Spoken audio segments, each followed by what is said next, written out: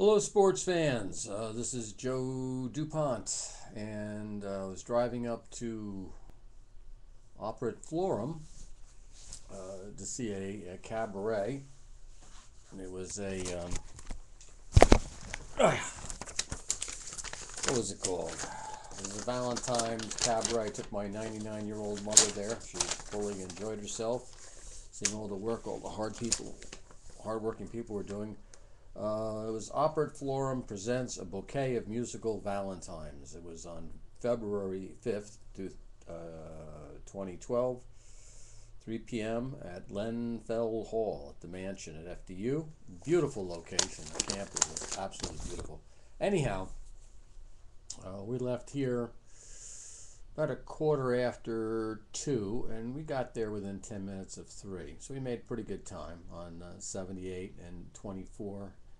And going up Route 24, I saw this beautiful red Ferrari. I mean, it was really, really neat. And I was just on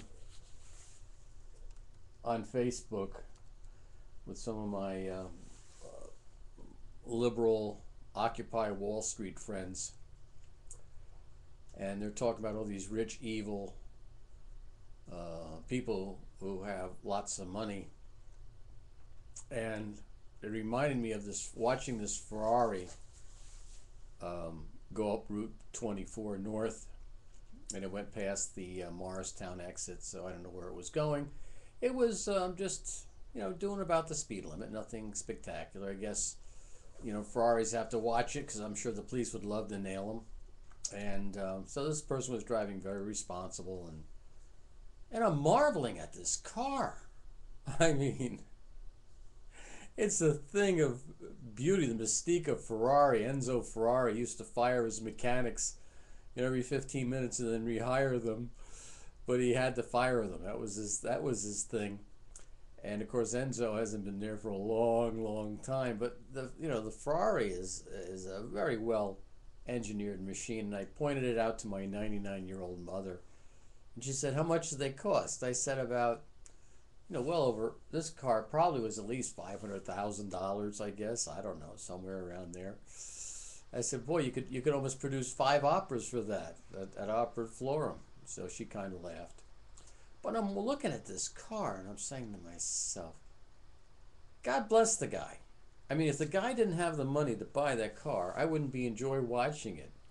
I mean, I know we have to have the government buy Ferraris and then pay people with pensions to drive them around so that we can enjoy them, like one of these art things. The government gets involved in buying art and doing art displays. As far as I'm concerned, this Ferrari is as beautiful as the Mona Lisa.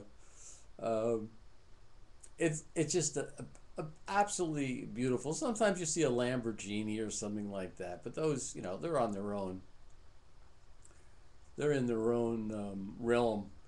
Forget the Porsches and the BMWs and all that stuff. I mean, they're nice and all that, and I guess once in a while you'll see a DeLorean, kind of dilapidated. What DeLorean is, what, stainless steel covering fiberglass. If you ever get hit with that thing, you're gonna, I don't know who the hell's gonna repair it. But this red Ferrari's just going up there, and just the lines on it. And I was kind of going to the side of it and looking at it from behind and both sides and stuff.